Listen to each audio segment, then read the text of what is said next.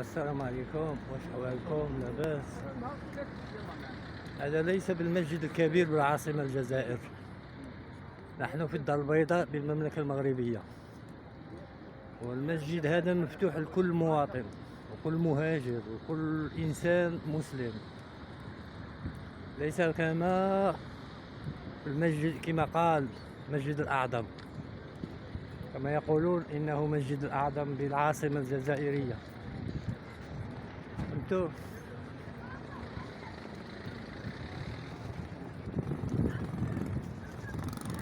هذا ليس.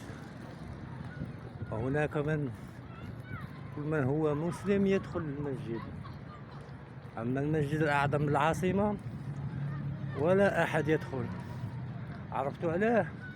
خاطر بناوه تشينوس، وما هذا بناوه المسلمين. كل مواطن مغربي شارك فيه أو غير مغربي، كل مسلم يعني بصفة عامة كل مسلم. فهمتوا؟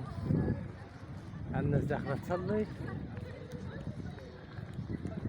هكذا.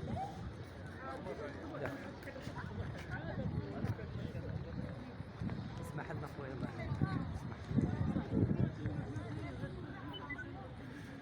كل مسلم هناك، كل المسلمين يدخلون المسجد.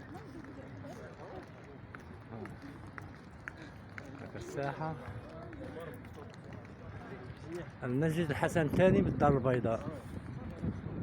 هذا هو هذا. أيوة، صلاة الظهر تقام يوم 12/8/2023. ما شاء الله والله أكبر. هذا هو بيوت الله.